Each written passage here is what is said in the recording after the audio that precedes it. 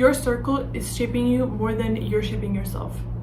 You think you're in control of your life, of your habits, of your mindsets, but in reality, your environment is doing most of the work. And if you're surrounded by mediocrity, guess what? That's what you'll unconsciously conform to. You wonder why you feel drained, unmotivated, like you're running in place. You have goals, visions, and ambitions that once lit a fire in you, but now they feel distant, like they belong to someone else.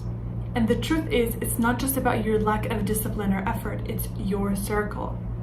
We rarely stop to ask ourselves the deeper questions. We wake up, go through our routines, check our phones, answer messages, show up for others, and then collapse into bed feeling like something's missing, but we can't quite name it. We think we need to work harder, stay up later, do more, but sometimes the problem isn't what we're doing, it's who we're doing life around. It's subtle. The way someone's energy enters a room, the tone in their voice when they talk about their dreams, whether they build or break, you pick up on those things, even when you don't realize it. Energy is contagious. Mindsets are magnetic. And little by little, without saying a word, you start aligning with what you're around. That's why what I'm about to say isn't just a motivational reminder, it's a wake-up call, because your circle could be the reason you're not where you want to be. If you want change, real change, you have to be intentional with who you allow into your space. You want to be confident, surround yourself with people who radiate self-belief. You want to succeed financially, sit with people who are building wealth, not those who complain and do nothing. You want to be brave, be around people who live outside their comfort zones and just watch what happens. Your brain will shift. That internal dialogue will change from maybe I can to wait, this could be possible. You start raising your standards. You stop seeing growth as a dream and start seeing it as a reality. You're so picky with friends, you're not friendly to everyone, and to that I say, yes, I am picky. Because I value my peace, I value my growth, I value my time, and I will protect those things, and I will not invite people into my space who constantly make fun of me as a joke. I will not call someone my friend if they thrive on gossip and negative self-talk.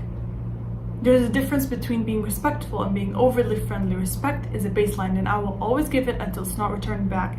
Then I don't see any reason for me to stay, but being friendly, that's not a requirement, that's a choice. And if protecting my peace means I'm not seen as approachable or being liked by everyone, so be it. Because I have learned that the wrong friendships don't just hold you back, they convince you that it's okay to stay where you are.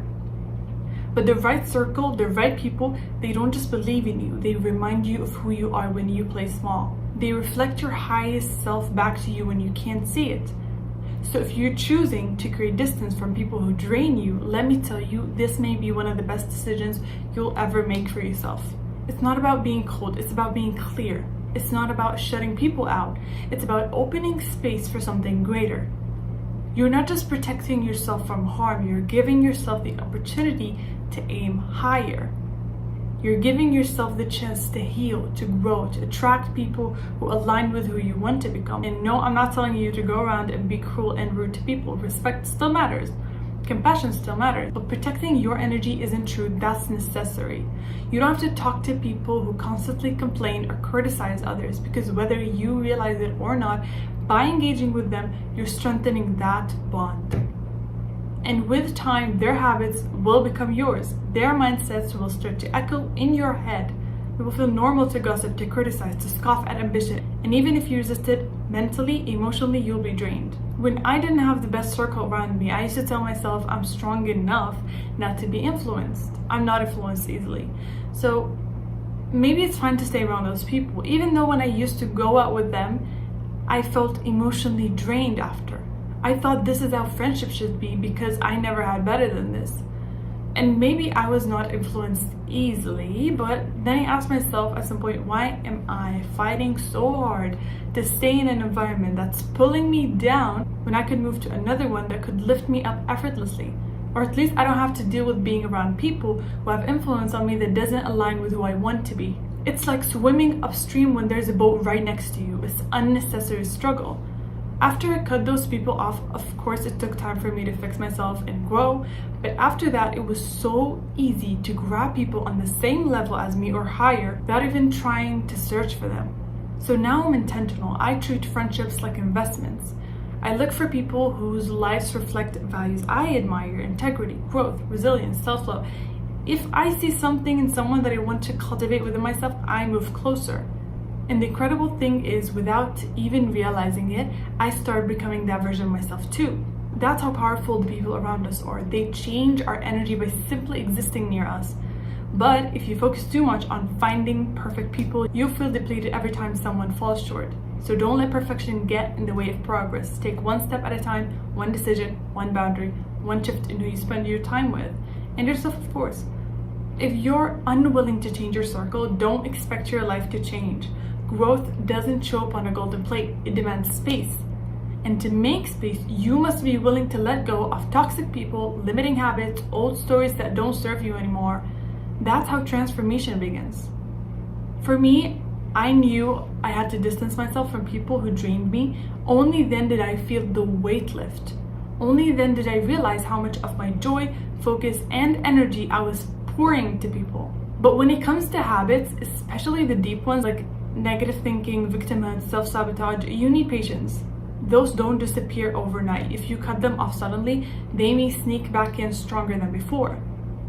What you need is long-term change, sustainable healing. And the best way I found to create this is by making a decision every single day to change.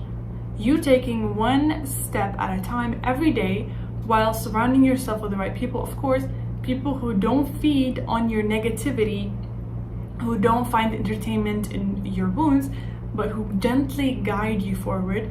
The ones who listen but don't indulge, who care but still challenge you, who hold space but also hold you accountable.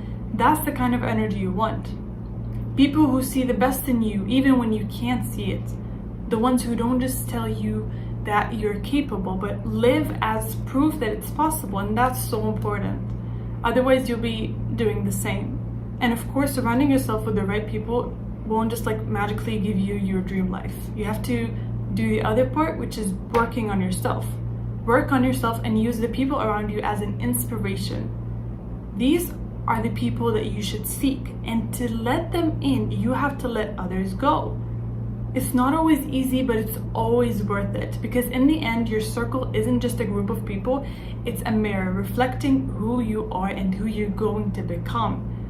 So make sure that reflection inspires you, because you are becoming like the people you surround yourself with. And if you're not shaping yourself, your circle is. Lastly, I want you guys to take action, stay focused, and I'll see you in the next one.